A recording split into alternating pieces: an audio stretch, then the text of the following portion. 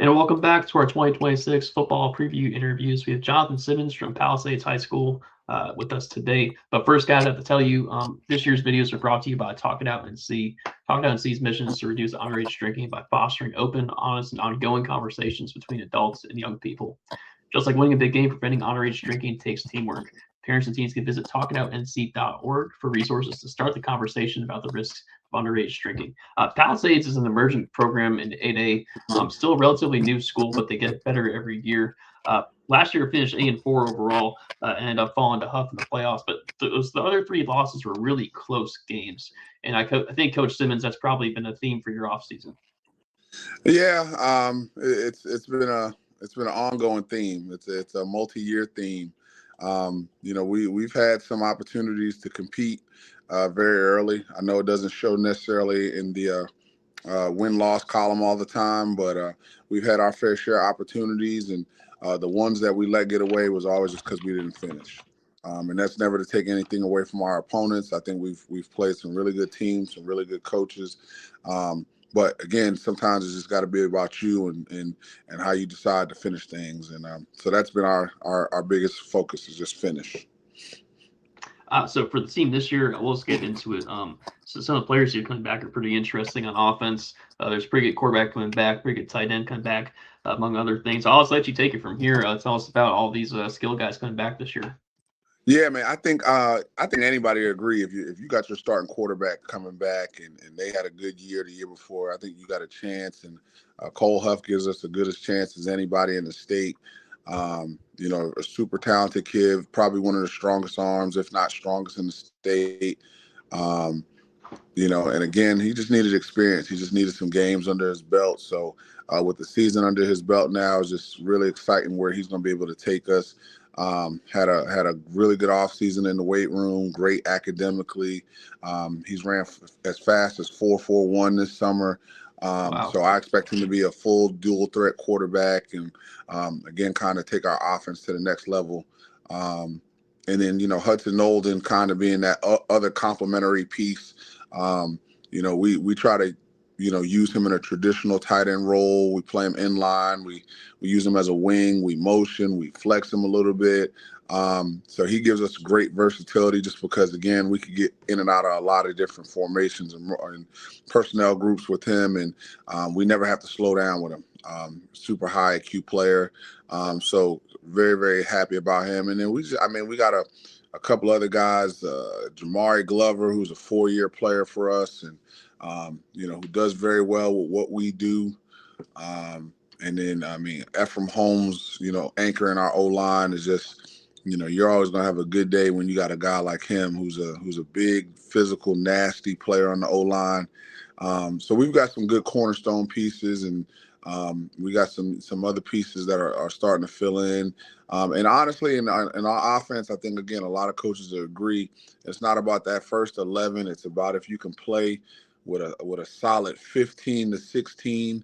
And then that's been really our focus is can we somehow transform our offense to have about 15 to 16 players ready, whether that be, a second running back and other receivers and a second tight end, because we'll do some 2 tight end stuff. So, again, it's been fun this offseason, just kind of getting the opportunity to put it all together again. You mentioned how you do some like 2 tight end stuff and stuff like that. How has your offense kind of evolved over the years since you're kind of an offensive guy, right?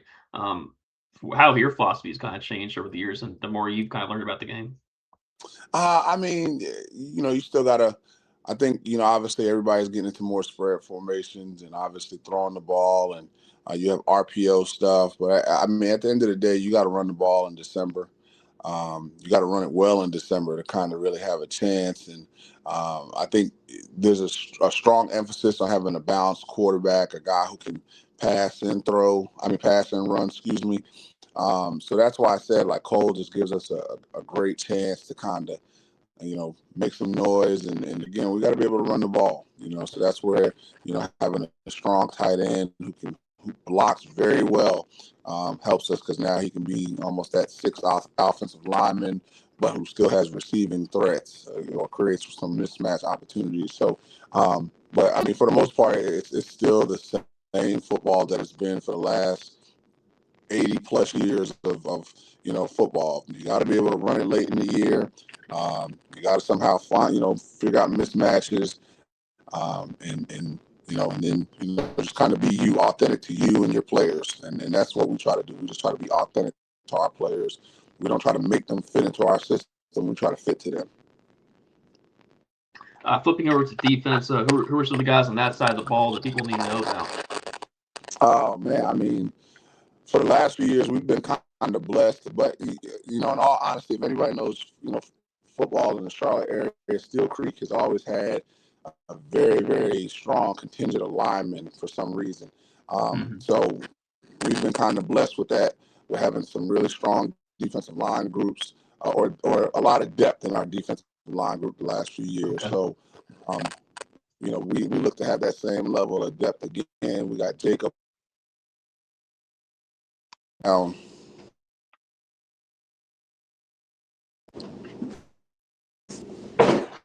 Black, who for Pam.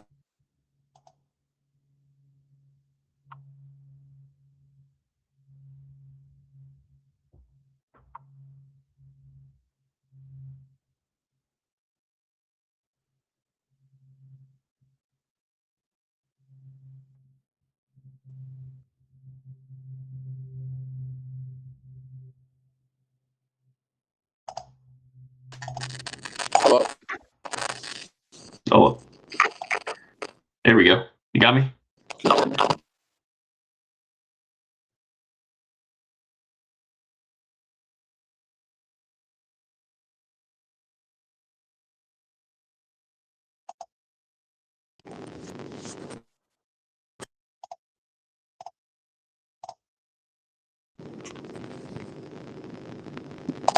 Joel. Hey, you got me?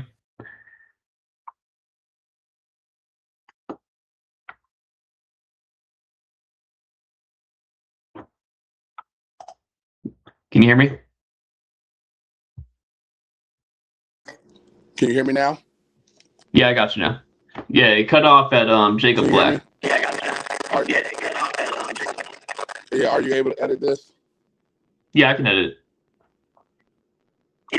Okay. Yeah, so all right. So ask the question again and we could just roll from there. All right, so flipping over to defense, seems like you guys always got some talent there at the line and also in the backfield as well. Let's kind of take it from here and tell me about the players on defense.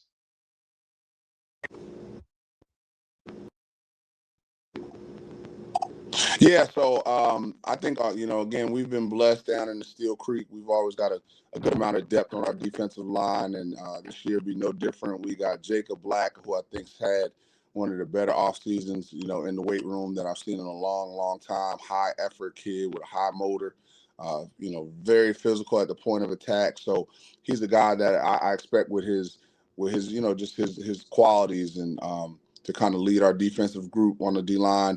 So you got him. You got Noah Bolden, who's a long, twitchy defensive lineman at 6'3", 265 pounds, and you got Elliot Jenkins, who again his length and size.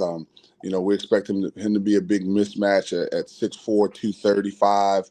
And then we got just a couple other guys, that again coming up from our JV program who have had really good weight room, good off season in the weight room. So we expect to just again keep guys fresh, rotate them, and try to attack all year. Again, I tell them, you guys, are kind of blessed that we have so much depth that we can keep you guys fresh all throughout the year. So there's really no excuse why when you guys aren't in, you shouldn't be attacking downhill. So we'll just look to continue to do that.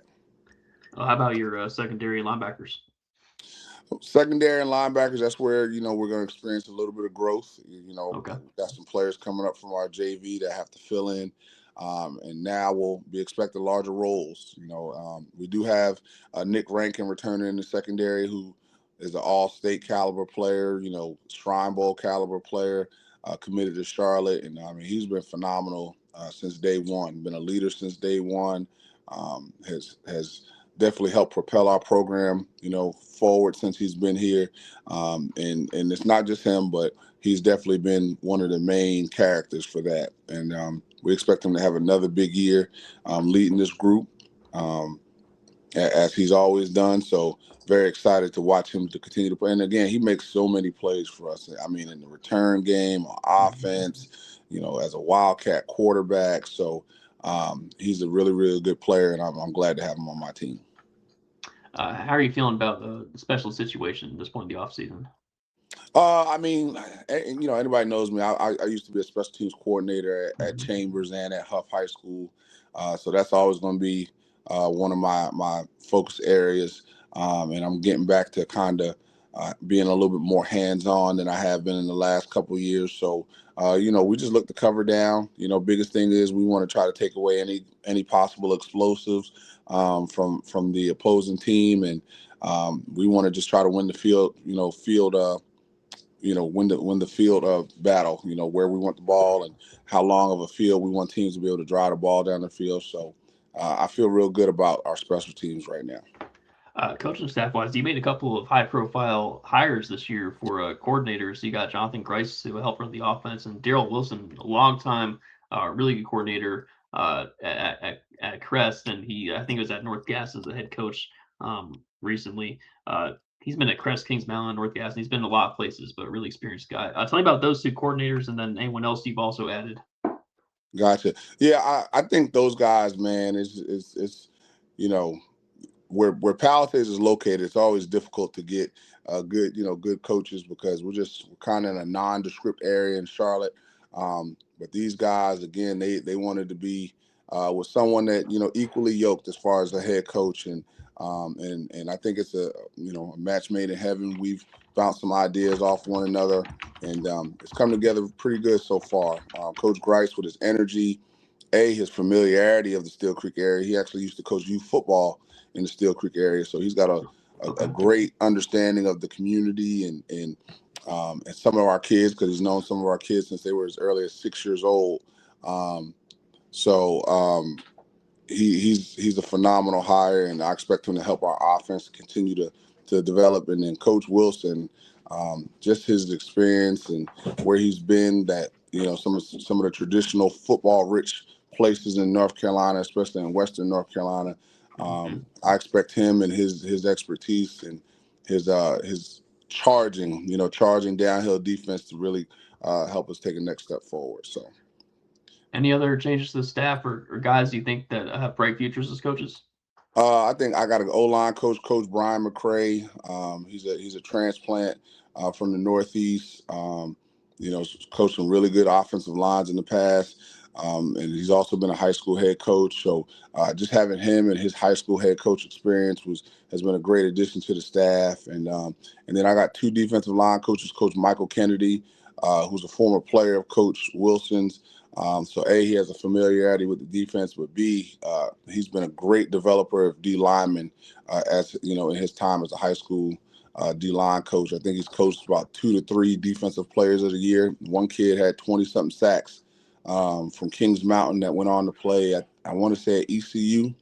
So he's coached some really good players. And again, that's our biggest thing, is just development. So him leading the charge for developing our D lineman has been great. And a guy named Jermaine Tyus, who I think, again, if he really, really wants to be a head coach someday, I think he could absolutely do it. He has the temperament for it. He has the energy for it. So two great guys that'll be leading our defensive line group. Which again, I feel we're talent rich. We're talent rich and depth rich in our defensive line. So glad to have those two. Yeah, that's a good place to be deep at. Before we go here, let's kind of go through the schedule kind of quickly. You open with Ashbrook, you're home against Olympic, at Clover, South Carolina, home against Chambers, and at Independence. And you get into the Southwestern 7 to 8A conference, which is one of the more competitive conferences in the state. I just saw today that Providence has lost its head coach. So it's going to be a little bit of a question with Providence, but where are you kind of expecting out your schedule this year? Honestly, it's a couple question marks. We've never played Ashbrook, even though we're relatively close. So, and I know Coach has, he lost lost a strong group from last year.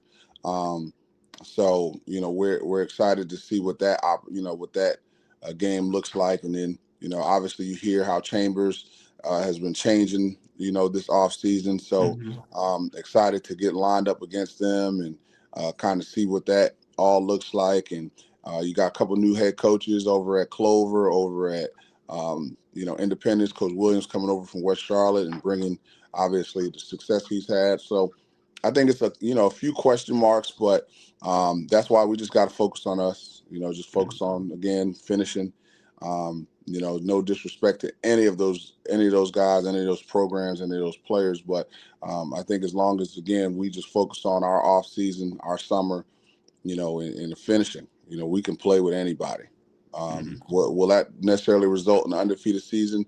No, I don't think so. But at least to put you in that conversation, you just got to focus on you, and then again finish. Details, and just finish the summer grind. So that's it. Yeah, definitely for the players focus on the team, but I'm sure for you and the staff with the scouting part of that, it's going to make it a little more fun with all the new coaches you got to get used to. Yeah. So that'll be kind of fun. Yep. All right. Well, Coach, I think that's all I have for you today. I appreciate your time, as always. And again, for anyone watching the video, it's brought to you by Talking Out NC this year. From facts about the effects of alcohol to conversation starters, join Talking Out NC this year for safe, smart choices. If you're along with us to create a safer, brighter future at talkingoutnc.org. Coach Simmons, appreciate it, and best of luck to y'all. Appreciate you, Joel. Appreciate what you do for high school sports. Yep. You take care. All right. Bye.